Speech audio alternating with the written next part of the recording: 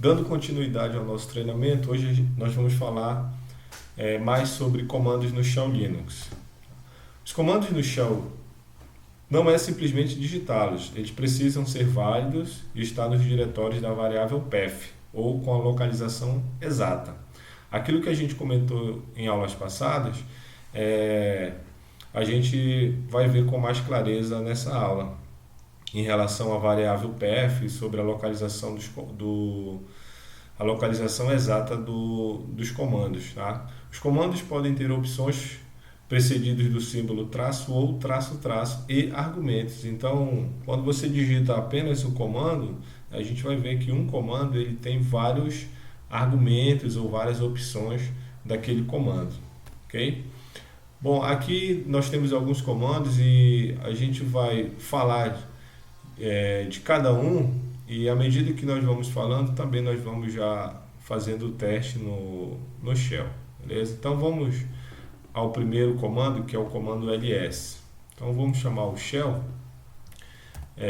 O comando ls simplesmente, ele vai mostrar o conteúdo do diretório aonde você está, ou o diretório que você vai definir no comando. Então, por exemplo, eu digitei ls e ele me mostrou o resultado, ele exibiu o conteúdo do diretório aonde eu estou nesse exato momento. E aonde eu estou no exato momento?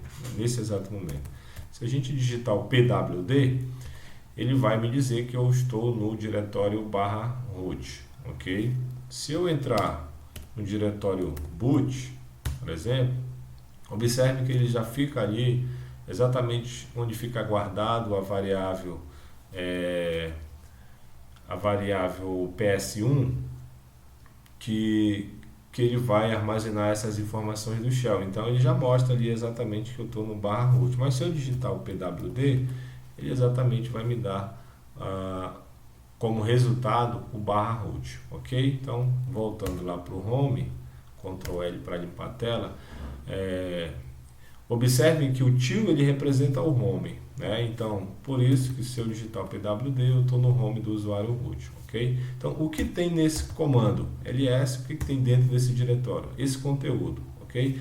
Eu posso também digitar ls espaço e o diretório que eu quero visualizar. Então, vou visualizar o conteúdo do diretório /root, tá? Vou dar um enter, exatamente o que a gente viu anteriormente, ok? Então, o comando ls simplesmente ele vai mostrar o conteúdo do diretório. Agora, eu tenho opções do comando ls. Exemplo, ls espaço -l. Então, observe, ls-l ele vai me mostrar o conteúdo com os detalhes, né, desse conteúdo, que são o primeiro bloco aí as permissões, que a gente vai ver em outras aulas. O segundo e o terceiro bloco quem é o usuário e quem é o grupo dono desses diretórios e desses arquivos, tá? E outras informações como hora, data e tudo mais, né? Então o comando, a opção "-l", ele vai mostrar os detalhes. Se eu adicionar, vou voltar ao comando ls, dá um Ctrl L para limpar, ls-l la. Então olha só, ele já vai me mostrar, além dos detalhes, também os arquivos ocultos. Então eu consigo agora visualizar o .bash history, o .bash rc, o .profiles, e se tivesse outros arquivos ocultos eu também ia visualizar, ok? Uma outra opção é o ls-la e acrescentar o h. Olha o que ele vai modificar aí. Observem que aqui nesse segundo bloco aqui, ele já me mostrou, deixa eu passar o mouse aqui, ele já me mostrou a quantidade do diretório, que é em kbytes ou em megabytes, enfim, o tamanho daquele diretório. Então o H ele vai mostrar o tamanho do diretório do arquivo, ok? Uma outra opção interessante é você, Ctrl L para limpar, ls-lah espaço, tracinho, tracinho como uma outra característica, e chamar o argumento color. Então ele já vai mostrar em cores, tá? Então observem que o comando simples é o comando ls, mas esse comando ele pode ter outras opções e outros argumentos também, ok? Como a gente viu na aula passada, eu criei o comando um alias, um recurso do Linux, que é o alias, né? Eu criei esse recurso para o comando ls. Então, ó, se eu digitar alias, só para a gente visualizar, olha lá, eu tenho um comando alias para o comando ls, que é o ll. Então, se eu digitar ll agora, lógico, ele já vai me mostrar exatamente o que está ali dentro de aspas simples, ls-l-colon, ok? Então esse é o comando ls, tá? Um outro detalhe, ó, ll espaço barra etc. Eu visualizo tudo que está dentro do etc. Eu não preciso estar dentro do diretório para visualizar. Uma outra ideia interessante é o ls menos ld. Ele vai mostrar os detalhes, mas o d ele vai representar os detalhes do diretório. Então, colocar aqui o barra etc. Olha aí que interessante. Ele vai mostrar os detalhes do diretório etc. Qual é a permissão, quem é o dono, qual é o horário que foi criado ou modificado, a última modificação desse diretório. Então isso é interessante. Se eu tirar o D, observe que ele vai me mostrar o que está dentro do diretório etc. O conteúdo que está dentro do diretório etc, que é exatamente esse aqui, beleza? Vou dar um outro exemplo aqui. O boot, que é um diretório menor. Então, ó, boot é o que está dentro do diretório boot, esse é o conteúdo. E se eu adicionar o LD, adicionar o D, ele vai mostrar simplesmente o detalhe do diretório barra boot e não exibir o que está dentro do diretório barra boot, beleza? Então esse é o comando ls. Próximo comando aqui que a gente vai utilizar, vai conhecer, é o name, tá? Então vamos lá, o name serve para, digitar o name, ele serve para mostrar informações do sistema, tá? O name,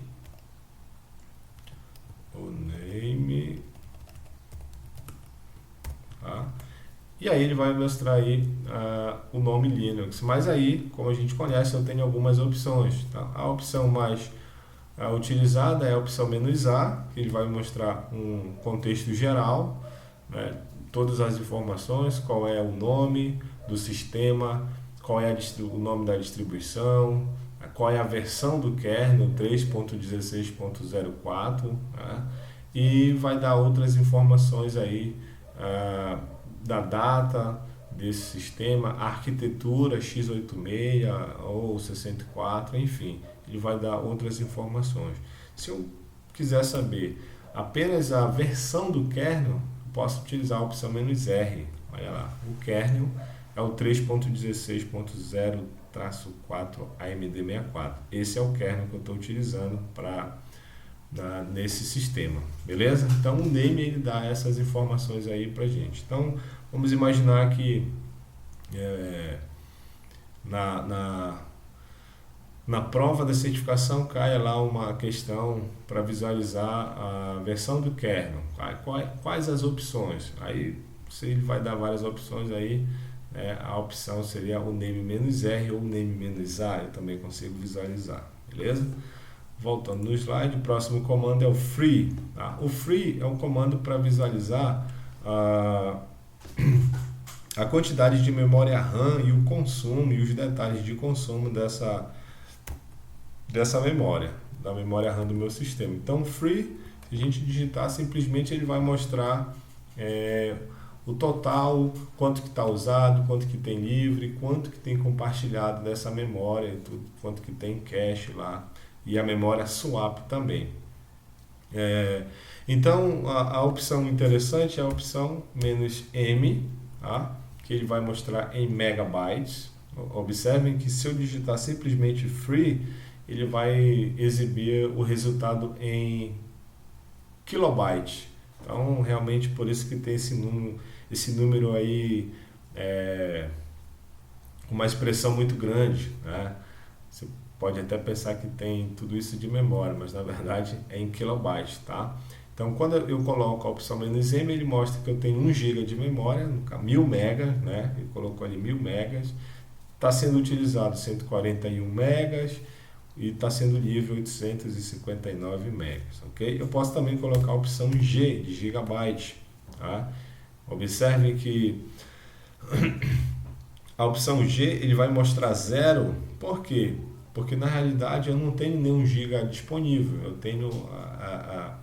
tenho 1024 mega, mas já está sendo usado, então ele não consegue visualizar 1 GB de fato agora aqui, né? Se eu tivesse 2 GB, ele ia mostrar para mim essa opção, ok? Então eu posso colocar a opção G maiúsculo, deixa eu ver, não, olha aqui, ele vai me dar as opções, né? O B é em bytes, o K em kilobytes, né? M megabytes, G em gigabytes, ok? Uma outra opção interessante é o H, acho que é o H maiúsculo, o H maiúsculo, ou qualquer outra opção, na realidade ele já mostra um help das opções aí, que a gente vai ver daqui a pouco, beleza? Então o free serve para visualizar, eu quero saber quanto tem de memória o meu sistema, meu computador, então vamos utilizar a opção free-h, beleza?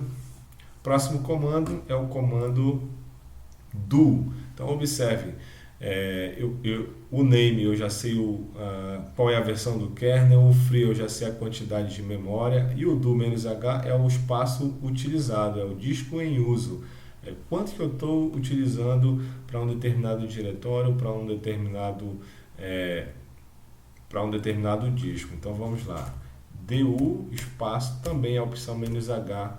O H ele vem de leitura humana, onde você possa ter uma leitura mais humanista, vamos dizer assim. Então do-h, se eu digitar só o do, ele vai mostrar aí 32, mas não vai mostrar de fato o que significa isso. Então quando eu coloco "-h", ele fala aí que eu tenho um total dentro dessa estrutura 32K, que é o diretório Ubuntu, o diretório Debian e o diretório Ubuntu baseado em Debian, que está dentro de Ubuntu. Então observe que na realidade eu não tenho muita coisa aqui, só tenho 32K, ok? Agora eu posso digitar do-h. Então, mais uma vez, quando eu digito do-h, ele está me mostrando o que eu tenho dentro do diretório aonde eu estou, que é o diretório corrente, no caso /root, ok? Agora, se eu especificar o caminho do diretório que eu quero visualizar, aí ele vai ver qual o tamanho do diretório /boot, por exemplo. Então, eu vou dar um Enter, Ctrl L aqui para limpar a tela, eu vou dar um Enter, olha aí, e já aumentou 30 megas, né? Então, ele mostra quais os diretórios e arquivos se encontram dentro do diretório /boot, e no final ele mostra que o total desses diretórios aí, ok? Vamos ver um outro, o /etc, olha lá. Então ele faz uma lista de tudo que tem no etc, e no etc eu tenho 4 mega, observe que é pequeno. Não sei se vocês lembram na aula passada que a gente falou da estrutura de sistema, mas eu posso ter aqui, na aula passada a gente comentou sobre os diretórios, o sistema de arquivos e diretórios do Linux, e eu comentei sobre o SR, que seria o maior diretório dentro da estrutura, ok? Então vamos ver o tamanho dele, o SR, vamos ver o tamanho dele, observe que ele já é um diretório bem maior, 491 megabytes. Então, realmente, porque tem muita coisa aí dentro, né? Realmente é o diretório, assim, é o maior. Quanto mais você instala, se a gente tivesse um ambiente gráfico instalado aí, com certeza teria um tamanho muito maior, beleza? Então, comando do-h, eu consigo visualizar o tamanho de um diretório dentro da minha estrutura, ok? Próximo comando é o comando df. O df ele vai me mostrar quais as partições que estão disponíveis ou que estão montadas dentro do meu sistema. Então df Mesma coisa, df-h, tá? Ele vai me mostrar aí que o meu sistema de arquivo está particionado e está montado na realidade desse jeito. Então eu tenho essas estruturas disponíveis aí, tá? A gente vai ver isso com mais calma, mas aqui eu tenho /dev SDA1, tamanho 9 GB, esse é o tamanho total dessa minha partição. Quanto que eu estou usando, quanto que eu tenho disponível e a porcentagem de uso. Estou utilizando 10%. Então observe que de 10 GB eu não estou utilizando, a minha instalação do meu sistema operacional aqui não está chegando nem a 1 GB. Então observe que é bem, o Debian, o sistema operacional em si, ele é bem pequeno, tá? Aí lógico, se eu tivesse um ambiente gráfico e mais outros programas, a quantidade ia aumentar cada vez mais, tá? Então desses aproximadamente 1 GB de espaço utilizado, né, 839 MB, né, observem que o SR tem a metade disso daí, né? Beleza? Então o df-h serve para visualizar. Então às vezes você monta um pendrive, um CD-ROM, e você quer saber se realmente aqueles dispositivos estão disponíveis no sistema. O comando seria o df-h. Ok? Próximo comando a gente já visualizou, é o eject, né, que ele vai sacar, né, a bandeja, vai ejetar a bandeja do drive de DVD, drive de CD do computador. No nosso caso não tem como eu mostrar aqui para vocês. Volto aqui, não vai acontecer nada porque não tem um drive de CD-ROM, tá? Mas vocês podem digitar aí um eject e vocês vão ver que o drive ele vai automaticamente vai abrir a gaveta do drive de CD-ROM. Tá? Para fechar a gaveta, vocês vão digitar o comando, a opção "-t", eject "-t", ele vai fechar também automaticamente. É bem legal isso aí. Okay? Outro comando que a gente vai ver é o cal e o date, né? Os dois aqui já na sequência. O cal é o calendário, também a gente já viu isso em aulas anteriores, né? O cal eu criei na aula passada um alias para esse comando, né? A opção realmente é cal-3, cal-3, essa é a opção para exibir os 3 últimos meses, anterior, o atual e o próximo mês. Eu também posso utilizar cal-y para mostrar o ano todo, tá? Também posso utilizar outras opções, por exemplo, cal e o ano específico, por exemplo, o ano que vem, cal 2016. Calendário de 2016. Tem que ter um menos aqui. Cal 2016. Porque ele está ali com alias, então ele não está suportando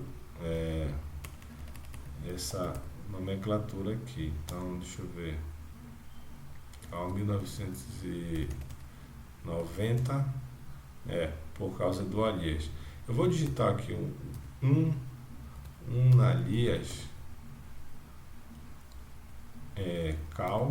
Eu vou desativar aquele alias, então alias, observe que só tem um agora, tá? E vou mostrar o cal 2016.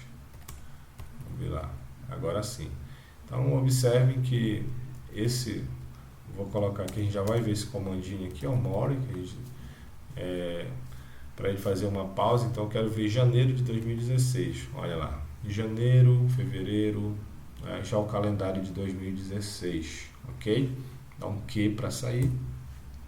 Então nós temos aí o comando cal e suas opções, tá? O próximo comando que a gente viu lá é o date, tá? O date para visualizar a data e hora do meu sistema.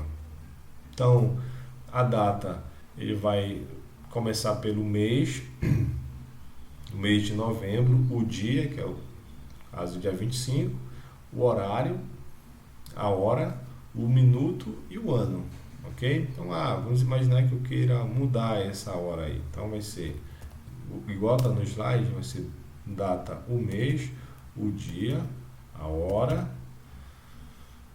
o minuto e o ano. YY. Esse é o formato para você alterar a hora, ok? Logicamente que isso aqui é só a nomenclatura, você vai substituir pelos dados que você quer atualizar. Então, por exemplo, eu quero colocar aqui a data, o mês é o mês date, o mês é o mês de janeiro, o mês 1 do dia 1º de janeiro do mês 1, colocar aqui o dia 25, tá? Mês, janeiro, o dia 28 de janeiro, a hora às 16 horas e 25 minutos do ano de 2014. Eu posso colocar só o 14 ou eu posso colocar 2014. Tá? Então, vou colocar aqui 14, dá um Enter. Pronto, ele já atualizou, Ctrl L, dá um Date. Olha lá, janeiro de 2014. Tá? Beleza? Então, vamos ajeitar a hora de novo. Hoje é 25, o mês é o mês de novembro, 11, no dia 25, e vou colocar aqui a hora, 10 horas e 59 minutos de 2015, ok, beleza, atualizou a hora, dá um date, aí ele já reconhece a hora, quarta-feira aí. Observe que lá em cima, quando eu alterei, ele colocou lá numa terça-feira, dia 28 de janeiro de 2014, beleza? Vamos lá, continuando, outros comandos aqui, o uptime. O uptime ele serve para, é um comando bem legal, né? O uptime ele vai mostrar aí algumas informações do sistema operacional.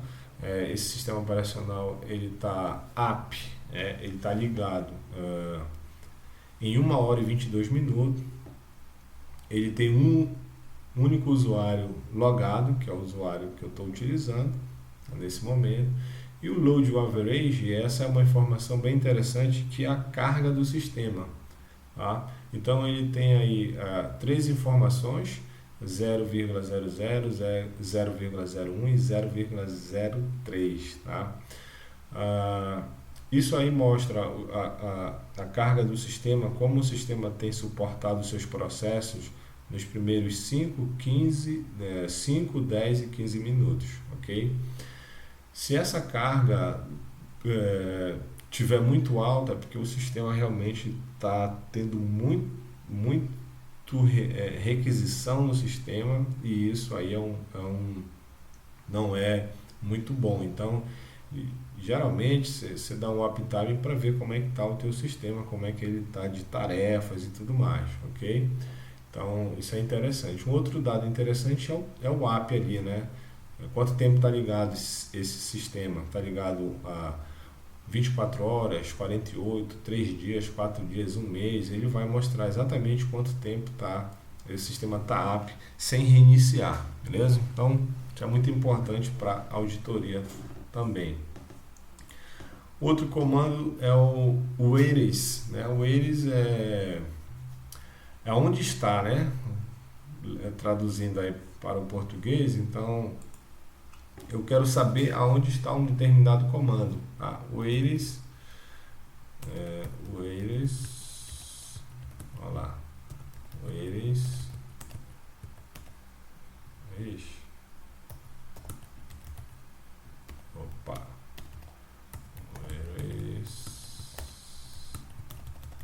cadê o comando? Tá, com WH, né? Whereas. Ok. Observem que eu não preciso memorizar, né, o comando. Eu consigo fazer uma consulta rápida com o tab aí, ok? O whereas, por exemplo, eu quero saber para que serve o whereas. É para você saber qual a localização de um determinado executável. Tá? Então, por exemplo, o executável do ifconfig. Onde é que fica o executável dele? Onde é que ele está localizado? Ele está localizado ifconfig dentro do /sbin, ifconfig, tá? E também essa expressão ifconfig também foi localizada no meu sistema dentro do diretório usr share main 8 e ifconfig.8.gz. Isso quer dizer, o manual do ifconfig está aí dentro. Você pode descompactar e ler todo o manual do ifconfig. E isso é para todos os executáveis, para todos os comandos aí. Por exemplo, ifconfig, whereas, alguns comandos que a gente já olhou, o name, né? Olha lá. O name ele já está dentro do bin, o name. Então observem que o name é um comando que qualquer usuário pode executar. Já o ifconfig só o superusuário, tá? Ou se a pessoa realmente colocar o caminho completo dentro, mas é um comando basicamente para o superusuário, para o root, ok? Um outro comando que a gente acabou de visualizar, o date, vamos ver aqui, ó, mesma coisa. O date é um comando que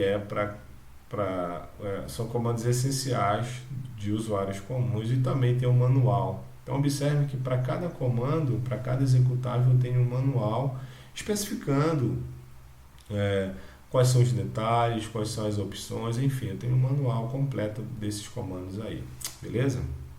Próximo comando é o whats, né? Ou whatis. Vamos lá, whatis. Whatis é o que é. Então, enquanto que o whereas é onde está, né? Vou limpar a tela aqui, o whatis é o que é. Então, o que é esse determinado comando, né? Por exemplo, vamos pegar aqui o próprio whereas, what whereas, para localizar o binário, o código, o fonte, né, os binários e os manuais e as páginas de manuais desse programa. Então, é para isso que serve o whereas, tá? Para que serve o comando ifconfig? ifconfig serve para configurar uma interface de rede. Legal. Para que serve o comando date? Né? Para mostrar e configurar a hora e a data do sistema, beleza?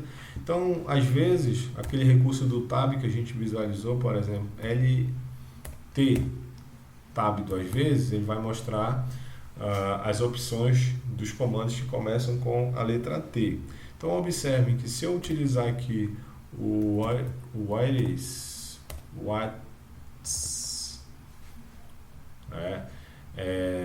o que é um determinado comando que eu não conheço, eu posso simplesmente ver para que serve o comando tr, por exemplo. Ele serve para traduzir caracteres, né? Ou traduzir ou deletar caracteres. Tá? Para que serve o comando team? Então, vamos lá. Serve para ler entradas padrões e escrever entradas e saídas padrões, ok? E assim você consegue realmente visualizar ou fazer um estudo bem interessante com o próprio sistema. Ele já tem recursos de informações bem interessantes e um deles é o whatis aí, ok? Telnet, vamos ver para que serve o telnet ali, ó. Telnet é usado como interface para o protocolo Telnet, ok? Então é uma aplicação de usuário do Telnet para acessar um serviço Telnet, beleza? Então esse é mais um comando aí que a gente viu. O find legal, a gente também já utilizou o find, que é para buscar, para procurar um determinado nome. Então, quando você está no ambiente gráfico, você consegue manipular, mas num servidor você precisa saber esses comandos no dia a dia para facilitar a sua vida. Então, o find, né, você coloca onde você quer procurar, por exemplo, eu quero procurar dentro do /boot a palavra chamada grub. Vamos ver se eu acho lá, grub. Olha lá, ele achou. Opa, eu esqueci da expressão. Find, aonde eu quero procurar, e agora a expressão com traço, né, name, o argumento name, grub, olha lá, dentro de but tem uma parte chamada grub, ok? Eu quero procurar dentro de tudo que tem no meu sistema com a palavra teste. Mas o que é o meu sistema? É o barra. Então, tudo que tem dentro da estrutura barra, que é a estrutura principal, alguma palavrinha chamada teste. Ele vai fazer uma procura e não achou. Agora, se eu colocar teste.txt, eu acredito que ele vai achar. Olha lá, teste.txt que está dentro do diretório barra root. Ok? Eu quero procurar uma expressão que tenha dentro do barra, que é chamada o ponto .profile. Vamos ver se ele acha. Olha, dentro do etc scale.profile tem um arquivozinho chamado .profile. Dentro do home Paulo também tem um outro cara chamado .profile, e tem também um outro .profile dentro do diretório barra root, ok? Então o find é para você fazer essa busca, essa pesquisa de arquivos ou diretórios dentro do sistema Linux. Lembrando, find é o comando, espaço, aonde você vai buscar, você vai definir, você pode filtrar, por exemplo, só dentro do home, só dentro do etc, enfim, ou no sistema todo, no barra, e a expressão name, tá, com a palavra que você gostaria de pesquisar, a palavra aqui, beleza? Se ele não achar nada, ele não vai dar nenhum retorno. Uma outra coisa interessante, que para todos os comandos eu tenho o comando man e o comando find, que é o manual do find. Então, ó, observe, ele vai dar uma descrição e vai dar várias outras opções, ó, do comando, tá? E vocês podem fazer aí essa pesquisa sobre as opções do comando, tá? Para todos os comandos que a gente viu até agora, por exemplo, o comando man, o name. Então, basta colocar o man na frente do comando e aí ele vai mostrar para vocês aí todas as opções aí, ok? Alguns manuais já estão traduzidos, né? ifconfig, olha aí, o ifconfig é um desses, tá? É usado para configurar as interfaces de rede e tal, e aí ele vai mostrar pra gente, ó, todas as opções do ifconfig, para que serve e tudo mais, né? Para sair do manual é só pressionar a tecla Q, de kit, pronto, saiu. Ok? Então vocês podem fazer aí maiores pesquisas visualizando os manuais desses comandos aí. Vamos lá. Depois eu tenho o comando cat. O cat ele serve tanto para visualizar o conteúdo de um arquivo ou também concatenar arquivos, ok? Então, ao contrário do ls barra boot, ó, eu visualizei o conteúdo de um diretório, ok? O cat ele serve para visualizar o conteúdo de um arquivo, então é para exibir o que está dentro de um arquivo, diferente do ls, tá? Então, por exemplo, eu não posso digitar cat barra boot, que ele vai dar um erro, ó. Isso aí é um diretório, ok? Não posso. A mesma coisa, eu não posso dar um ls dentro de um arquivo. Mas e aí surge a pergunta, se eu dar um ll aqui, ele vai mostrar alguns conteúdos aí. O que é um diretório e o que é um arquivo? Tá? A gente viu nas primeiras aulas que a estrutura de sistema de arquivos e diretório do Linux ele basicamente tem dois objetos, ou diretório ou arquivo. Tá? Diretório, pessoal, como eu já fiz um alias para mostrar em cores, então tudo que é azul é um diretório. E tudo que é, no caso aí, branco, né, com o shell, a console preta por trás, ou verde, é um arquivo executável. Mas, Paulo, peraí, e se eu chegar aqui e digitar um ls-l? E agora? O que é arquivo e o que é um diretório, né? Então, observem que aqui no finalzinho, no começo do primeiro bit de cada estrutura dessa aqui, eu tenho esse primeiro bit que vai me identificar. Então, esse D indica que esse cara lá, Debian, é um diretório, e o tracinho indica que é um arquivo simples, é um arquivo comum. Então, por aqui a gente consegue identificar se é um diretório ou se é um arquivo. Então, aqui eu tenho um diretório Debian e um diretório Ubuntu. Tá? Vou criar um diretório mkd Fedora. Ok? ls-l, olha lá, Fedora, se a gente for dar uma olhada aqui, ó, também o primeiro bit é um D, isso indica que ele é um diretório, ok? Então, voltando para o comando cat, eu não posso digitar cat Fedora, tá? Que ele não vai, ele vai me reclamar, ok? Agora, se eu digitar cat script, que é um arquivo, ele vai me visualizar, vai exibir o que tem dentro desse arquivo script.sh. Olha aí, foi exatamente aquele script que a gente criou em aulas anteriores, um script básico aí, né? Então, o cat ele serve para exibir o conteúdo de um arquivo, tá? Então, vamos pegar aqui cat /etc bash.bashrc, ok? Vou dar um enter, ele vai mostrar exatamente o que tem dentro desse arquivo, ok? Legal. Uma outra coisa interessante é que o cat ele serve para concatenar arquivos. E o que é concatenar? É você transferir o que tem dentro de um determinado arquivo para um outro arquivo. Vamos pegar um exemplo aqui. Deixa eu ver. Cat teste. Observe que teste.txt não tem nada. Eu vou concatenar. Então eu vou pegar o conteúdo do arquivo script, ok? E vou jogar, vou concatenar com a expressão especial aí, sinal do maior, para dentro do arquivo teste.txt.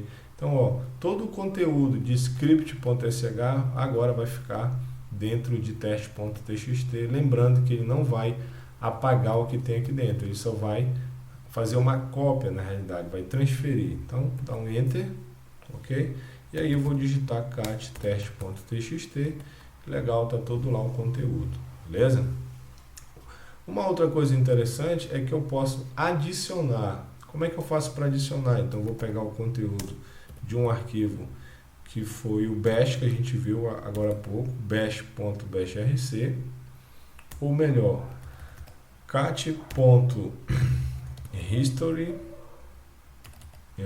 bash underline history, esse arquivo que está oculto, o conteúdo desse arquivo, eu vou agora adicionar. Isso quer dizer, eu não vou apagar o conteúdo que está dentro de teste.txt, eu só vou adicionar, ok? Então, eu vou adicionar, dá um enter, então digitando cat teste.txt, observe que o conteúdo dele aumentou, além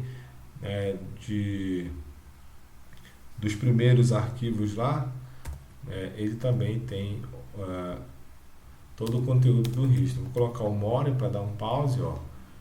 As primeiras linhas são exatamente o que estava no script e o resto é todos os conteúdos do ponto bash in history lá, ok? Isso aqui é interessante. Uma outra coisa também interessante é que, por exemplo, se eu for digitar cat, pegar aqui teste.txt, colocar o maior, tá, para dentro de script, ok? Usando aí o redirecionador maior, o que vai acontecer? Ele vai pegar o conteúdo que está aqui dentro, vai jogar para cá e vai apagar o que tem aqui dentro, ok?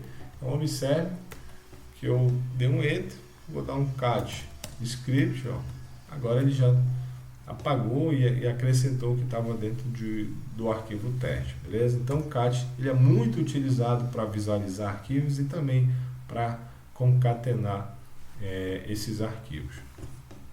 Vamos ver lá o próximo comando, é o comando more e o grep, tá? Então, vamos olhar os dois juntos. O more vocês já viram aqui eu fazendo algumas vezes. Então, o próprio comando cat lá, etc teste.txt, para eu não ter que passar, né?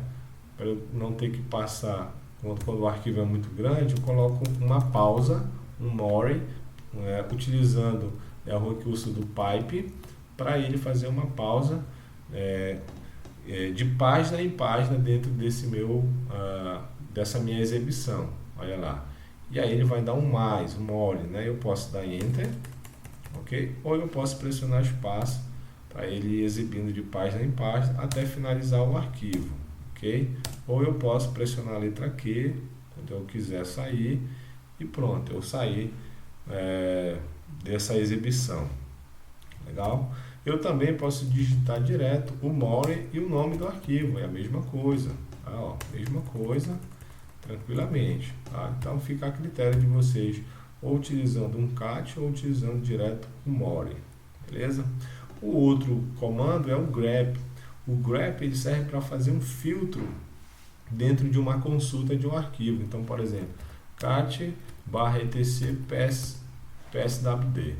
Tá? Eu vou exibir o conteúdo desse arquivo pswd. Então, observe que ele mostra aí nesse arquivo as informações dos usuários do meu sistema.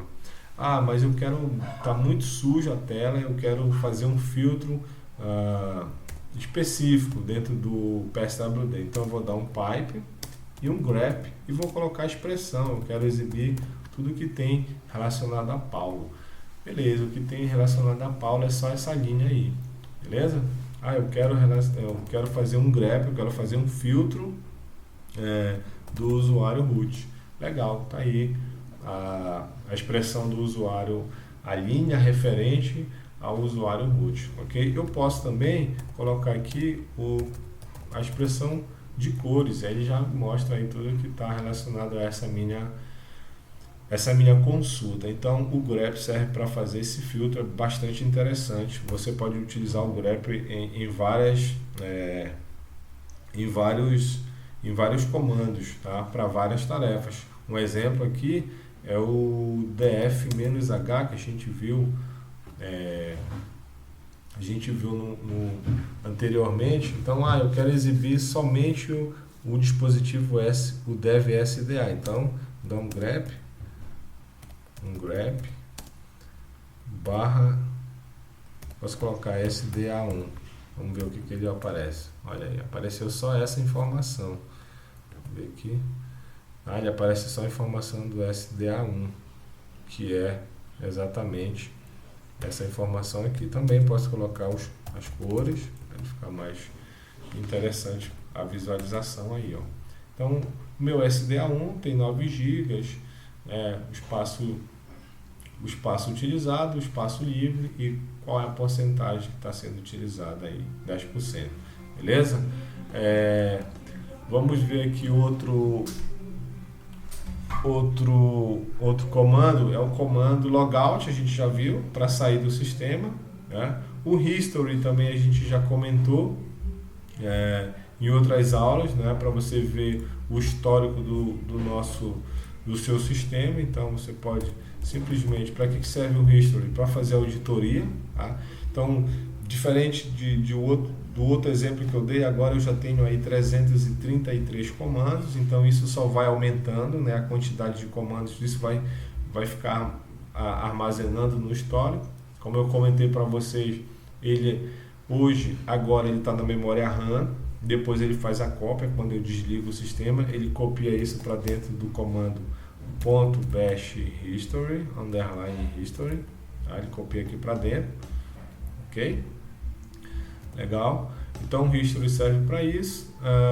Outro comando aqui é o lspci e o lsusb para a gente finalizar aqui essa primeira estrutura de comandos. Então lspci ele vai visualizar todos os comandos, todos os hardwares, todos os dispositivos que estão conectados ao barramento PCI do nosso sistema, né, a nível de hardware mesmo. Então observem que aí ele vai mostrar todos os hardwares, todos os dispositivos. Então vamos pegar aqui um exemplo do o 0003.0, 002.03.0, ele faz referência à placa de rede. Então, por exemplo, lspci -s 002.03.0 -v, ele vai visualizar. Eu tenho Ctrl L, vou voltar aqui o comando, ele mostra aqui, ó, utilizando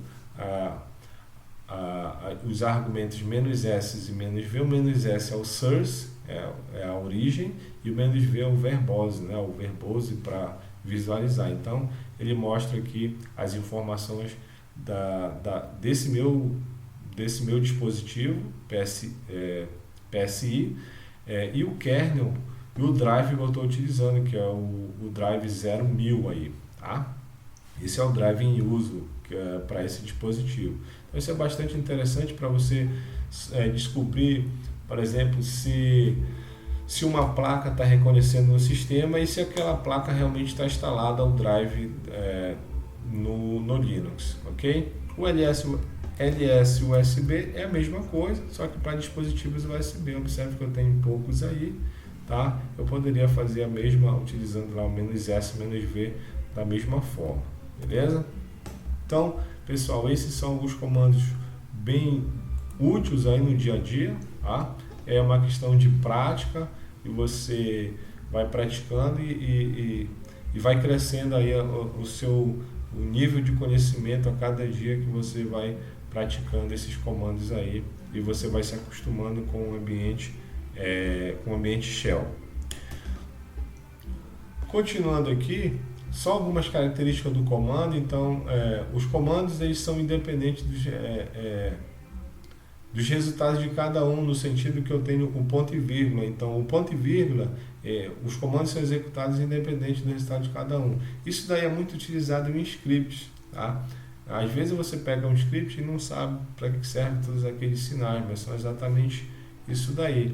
Por exemplo, aqui, vou digitar aqui o comando cal, espaço, ponto e vírgula, espaço, o comando date, ok? Ponto e vírgula, e o comando ll. Então ele vai executar o primeiro comando, vai executar o segundo e vai executar o terceiro, um independente do outro, ok? Vou dar um enter. Olha, primeiro exibiu o calendário, depois ele exibiu o date, que é a data e hora, e depois ele deu um ll, ok? Por que o ponto e vírgula, essa característica de independente? Vamos imaginar que eu digitei um comando errado lá, coloquei no meu script calendário. Esse comando não existe, mas ele vai executar o segundo independente do primeiro. Olha lá. Então, calendário, comando não encontrado, executou o segundo e executou o terceiro, ok? O próximo lá é o comando o comando e-comercial, tá?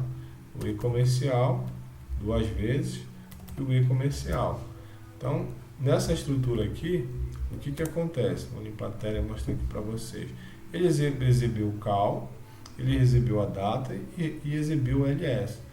Só que o comando cal, ele vai, como sugere aqui no slide, executa com o anterior em êxitos. Quer dizer, ele só executa o segundo se o primeiro executou legal. Então, por que ele executou os três aqui? O primeiro executou legal, então ele executou o date. Esse date executou legal, então ele executou o ll. Legal? Vamos lá, fazer um teste aqui. De novo, pegar aqui um comando chamado kkk, que não existe. Então, se ele não executar esse cara aqui, ele não vai executar esse e também não vai executar o terceiro. Olha lá. Beleza? Porque um depende do outro, tá? Beleza. Ele executou o primeiro, funciona, só que o segundo, date, vou colocar aqui data, não vai funcionar. Olha o que vai acontecer. Ctrl L, olha aí, só vai executar o primeiro. O segundo não executou, então exatamente o terceiro também não vai executar, porque ele depende do anterior ser executado com sucesso, beleza? E um outro é o comando, a expressão pipe, né? Acho que é pipe, duas vezes o pipe, né? Que executa quando o anterior não teve êxito, tá? Então, geralmente, né, como eu falei para vocês, isso aqui a gente utiliza muito em script. Então, caso, por exemplo, isso aqui não dê certo, então, ele vai executar isso aqui. Legal. O comando executou legal, porque ele só executou o cal porque o segundo não deu certo. Se fosse ao contrário, né, executar o cal e o segundo aqui, ele executou o primeiro, mas não executou o segundo, tá? Então, outro exemplo é colocar o date, né? Então, se o primeiro Deu certo, ele não executa o segundo, tá? Então, com o pipe, ele só vai executar o segundo se o primeiro deu alguma falha. Então, nesse caso, ele só vai executar o call. Olha lá. Beleza? Então, essa é uma estrutura bem interessante para vocês começarem a entender como é que funcionam os comandos no Linux, tá? Então, vamos lá. Finalizando aqui, né, essa nossa aula de hoje. Esses são os nossos contatos. Dúvidas, coloque lá no fórum e a gente se vê na próxima aula. Valeu!